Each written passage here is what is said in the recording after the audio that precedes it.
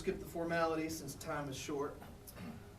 Limited government means a lot of public sector jobs will be lost. Tell me about the challenges you'll face doing that. Well, you know, people think that if you lose a public sector job, that means somebody's lost their work. But maybe you're going to get 2 private jobs for that. When government spends money, they waste money. They take the money out of the economy, which is a pain. Then they spend it and they do mischief. And sometimes it takes more people to do the same job. But when you quit spending in the public sector and turn it over to the private sector, it's more efficient.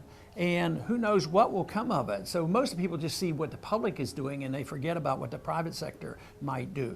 When we finished World War II, 12 million people came back from the military, and actually they got jobs rather easily. They didn't have to have work programs because we quit spending money, we reduced the spending, they more or less were laid off from the military, and the economy finally thrived. That was when we finally got out of the Depression. Absolutely.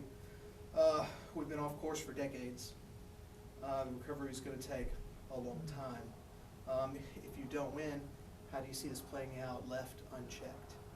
Well, it's going to get much worse. We're in a debt crisis, and the other candidates and the leadership of both parties right now in Washington don't seem to really care about the debt. I guess they care, but they don't want to think, they don't think it's serious enough to do anything about it because they're not proposing any cuts. That's why I proposed in the first year I'd cut $1 trillion, emphasizing this is very important. You can't solve the problem of debt with more debt. Then this will lead to a currency crisis, which means that the bills will be paid for by the devaluation of currency and prices will go up. Already, prices are going up with energy, for education, medical care costs, and that's really a tax. That's because the dollar is losing value. That will get much, much worse.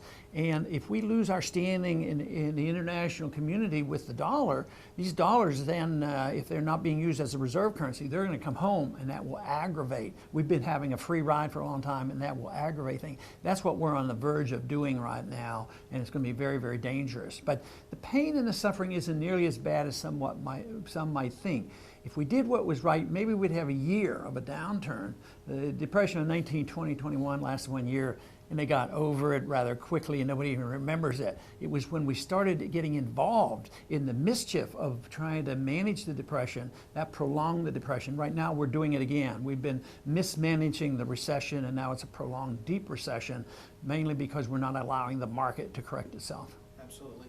Are you familiar with Laurence Kotlikoff, professor at Boston University? He's a libertarian. He's projected the shortfall, which is the big 4 military, Social Security, Medicare, Medicaid, and the taxes coming in. He's figured out the difference of that, and it's $211 trillion. How does that figure affect $211 trillion in 1 year? No, that's the shortfall from here going forward. Oh yes, and it's going to, I think it's hard to predict exact. I would agree with them. That's the problem what we have. It's going to get much worse. And the total shortfall, of course, in the budget is huge. And you know, when the conservatives get together and say we have a solution, they give us our budget like we had just recently, they're talking about balancing the budget in 30 years. That's why I don't think they're very serious. The shortfall is huge, and government is too big. And you can't do this by government spending more money and running up debt. You have to cut the spending and let the people spend the money. Cut the government spending. What happens when the outside world gives up on the U.S. dollar? There's going to be a financial crisis worldwide. We're going to be hit with inflation and recession at the same time. So in the 1970s, we had stagflation. You can have inflationary depressions. That would be the worst thing that could happen to us. So that is what we're on the verge of if we don't do what we ought to do, and that is cut the size and scope of government and give us a sound currency. Last question. What happens if the public gives up on the dollar?